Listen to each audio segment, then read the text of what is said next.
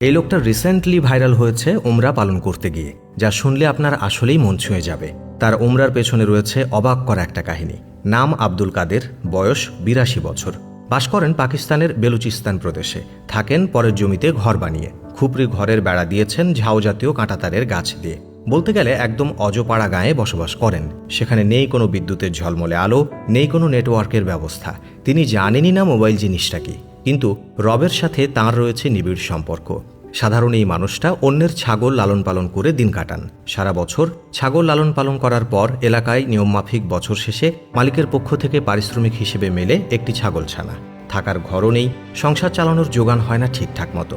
তবে বুকে আশার আলো বেঁধে রেখেছেন বায়তুল্লাহ জিয়ারত করবেন, তাওয়াফ করবেন কাবার চারপাশে, নবীর রহমতের দরগায় সালাম পেশ করবেন, পান করে শিখতে হবেন জমজমের পানি, দেখবেন মিনা আরাফাত, দৌড়াবেন সাফা মারওয়ায়।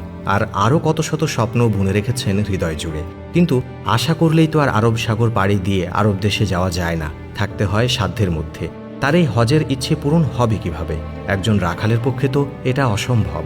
কিন্তু নিজ ইচ্ছা শক্তি থেকে শুরু করলেন টাকা জমানো। কয়েক বছর রাখালি করে কয়েকটি ছাগল জমালেন, তা বিক্রি করে বানালেন পাসপোর্ট। কিন্তু হজে যাওয়ার টাকা জমানো পর্যন্ত পাসপোর্টের মেয়াদ শেষ হয়ে গেল। পিছু পা না হয়ে আবার ছাগল জমাতে শুরু করলেন তিনি। দীর্ঘ ১৫ বছর রাখালি করে ছাগল লালন পালন করে জমানো টাকা দিয়ে উমরা পালনের টাকা কোনোভাবে শেষমেশ জমিয়ে ফেললেন। কিন্তু সেটাতে হবে শুধু নতুন পাসপোর্ট, যাতায়াত ভাড়া দিয়ে হাতে থাকবে সামান্য কিছু টাকা, নেই হোটেলে থাকার ভাড়াও। তার জমানো অর্থর পরিমাণ কোনো হজ এজেন্সির কাছে কোনো প্যাকেজ তো দূরের কথা, ধারে কাছেও নেই। তাই তিনি পরবর্তীতে স্থির করলেন একা একাই যাবেন, পড়ে থাকবেন কাবা চত্বর বা তার আশেপাশে।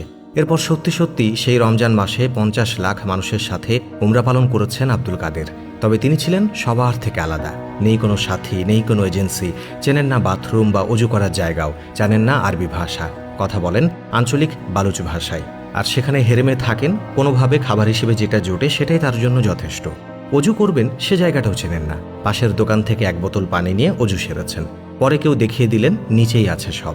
খালি পায়ে পাগড়ির উপর একটা দীর্ঘ মসলিনের কাপড় জড়িয়ে সাদা সিধে চলাফেরা, সহজ সরল ব্যবহার।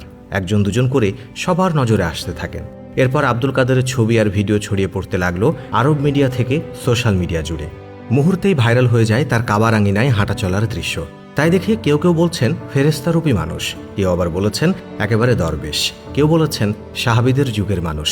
তবে আব্দুল কাদেরকে ঘিরে মানুষের এই আলোচনা এত হয়েছে যে তার এই নিউজ পৌঁছে যায় সৌদি রাজপ্রাসাদের রাজপরিবারের সদস্যদের কাছে। সৌদি আরবের ক্রাউন প্রিন্স মোহাম্মদ বিন সালমানের উপদেষ্টা তুর্কি আল শেখ এই বৃদ্ধের খোঁজ নিয়ে টুইটও করেন। তাকে দেয়া হয় দাওয়াত।